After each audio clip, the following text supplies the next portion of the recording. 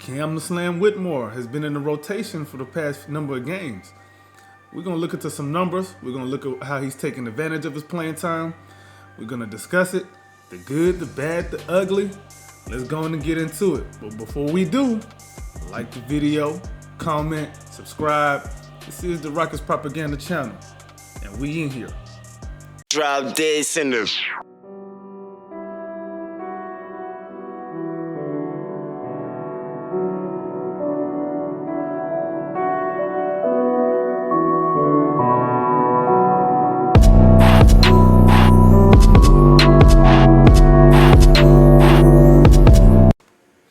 So, with Dylan Brooks and Tari Eason both being nicked up, and even Jabari for like a couple of games, Cam Whitmore has been a guy that a lot of the fans just knew was going to get some playing time. And that's exactly what has happened. But in the last 9 games, Cam has played 6 out of them. He's actually been 4-2 in those games. And when he plays, he's so electric, right? When he plays, you can tell that the man's a hooper. And he's going to be in the league. Like, you can tell. At the bare minimum, he's going to be in the league and he's going to be doing something for somebody.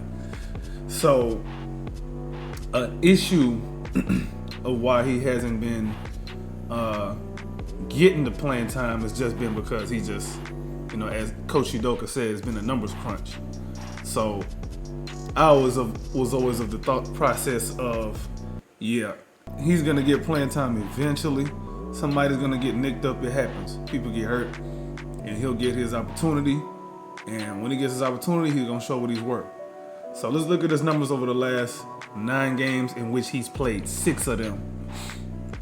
So here's the good.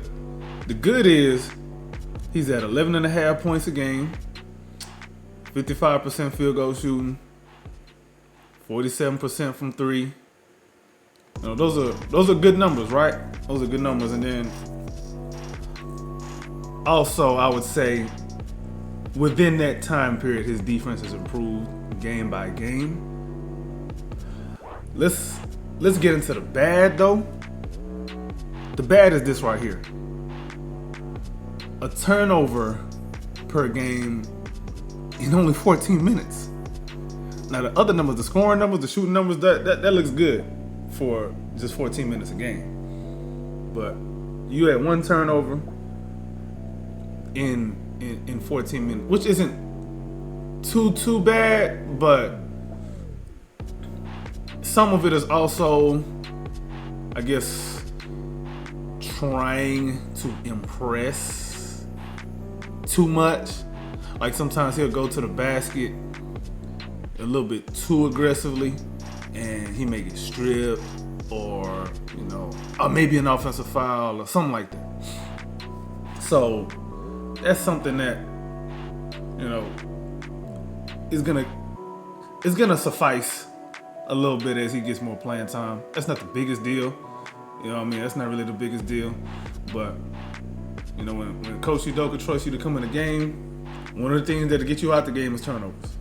Ask Jalen Green. Ask Alper Şengün. Ask Tari Eason. They'll tell you. You turn the ball over a little bit too much, you gonna go sit next to him on the bench.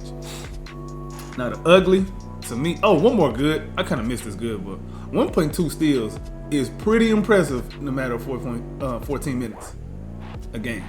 That's impressive. It's super impressive. Now the ugly is he's got 1 assist in this whole time period. In them 6 games, he's got 1 assist. 0.2 assists a game. I know it's just 14 minutes, but if you're gonna be, somebody with the ball in your hands, if you're gonna be a guard / wing, I'm gonna need this number to look a little more impressive. I'm gonna need that number to look a little bit more impressive. He's capable of better than this. Now again, it is just 14 minutes a game, and he's a microwave scorer. He's a bucket getter. So, I ain't gonna dog him too much about it because he seems very coachable. Another ugly is this right here. Holy smokes. A negative 3.7 in 14 minutes. Yeah, that's not pretty, man. That's not pretty at all. But again, it's 14 minutes. He's still trying to get used to his teammates. He's been down at the Rio Grande Valley. He's used to those guys.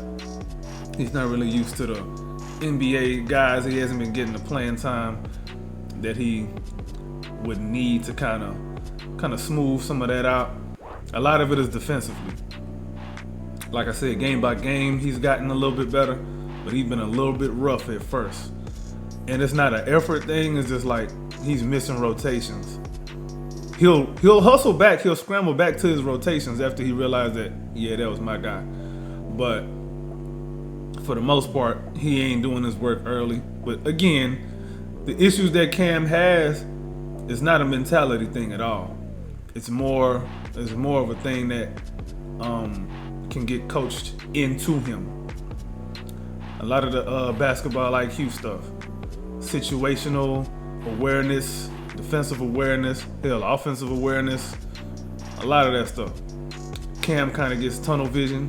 He get the ball, he know what he want to do. He wants to score, but you can tell he's been a lot better at not having tunnel vision too much since being in the rotation. As the games go by, you can tell he's not necessarily making the exact same mistakes over and over and over and over again.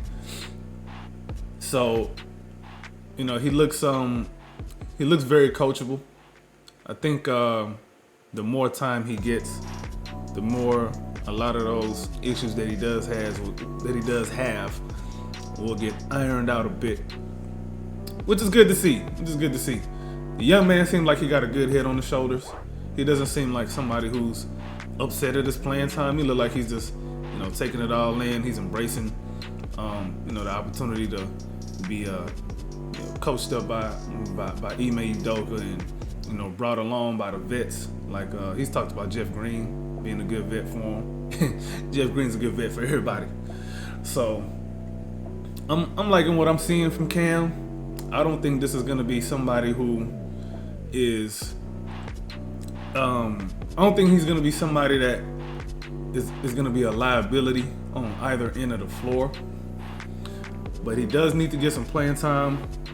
I'm assuming, it's just an assumption, I'm assuming at the trade deadline there's gonna be some moves made that are gonna force Cam Whitmore into the rotation permanently.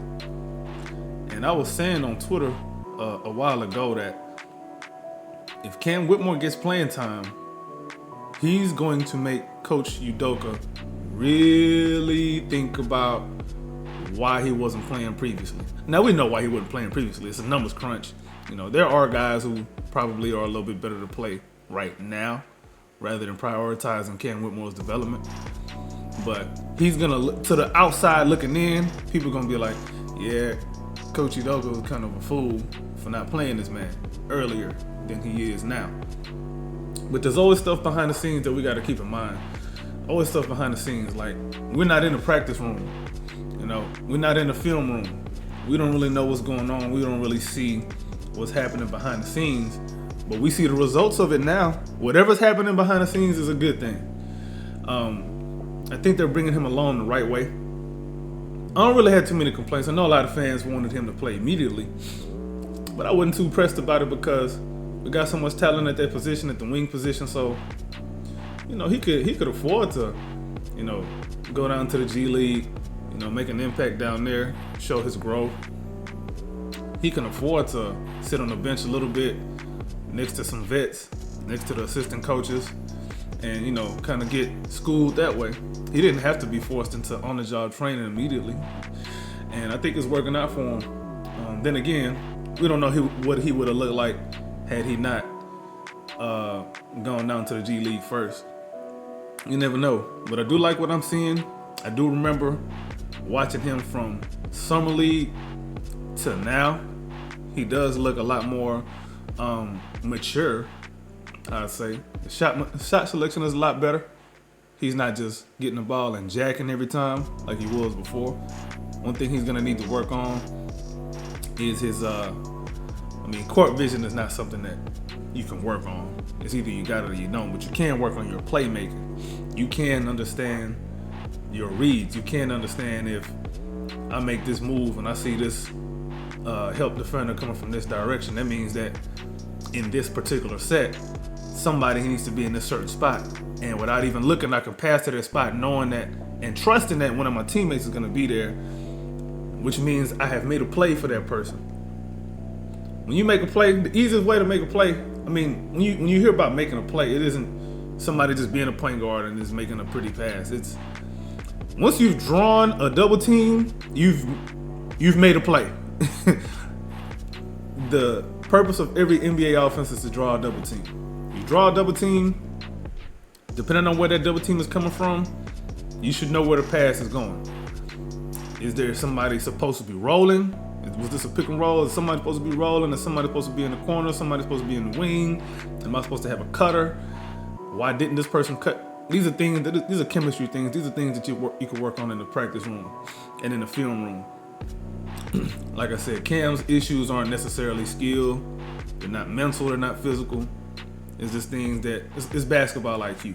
And as he plays more, the higher his basketball IQ is going to become. I'm feeling what he's doing. Y'all let me know down in the comments below what your opinion of Cam Whitmore is. I'm probably going to leave a pinned comment. And y'all can leave y'all opinions there, or you can just comment on your own. But what's your opinion on Cam Whitmore's season as a whole? I'm talking from Summer League until now. What's your opinion on how the Rockets have been bringing him along? If you've been watching him down in the G League, what's your opinion of him down there? And what's your opinion of how he's playing as of late with the injuries? What do you think he's been doing with his playing time? How do you think that's been going? What would you do differently with him? How would you deploy him differently? What would you like to see him work on? All of that. These are all questions that, as Rockets fans, we all want answers to. And we'll see those answers. We'll get the answers to those questions as the season goes on. We'll see if who he's working with in the summertime to get better. And we'll see next season too. I don't think he's somebody who's going to be included in any trades unless the trade is for just somebody who you just can't pass up and you have to let go of one of the 6 young guys. Other than that, I ain't getting rid of Cam. My personal player comparison for him is Jason Richardson. I don't know if y'all remember him, but go back and watch some Jason Richardson tapes. Come back and watch Cam Whitmore, and you'll see what I'm saying. Anyway, y'all let me know how y'all feel down below in the comments. It's your boy AK Infinity. It's the Rockets Propaganda Channel. Like the video, comment, subscribe, follow me on Twitter at AK Infinity _VVS, and we out.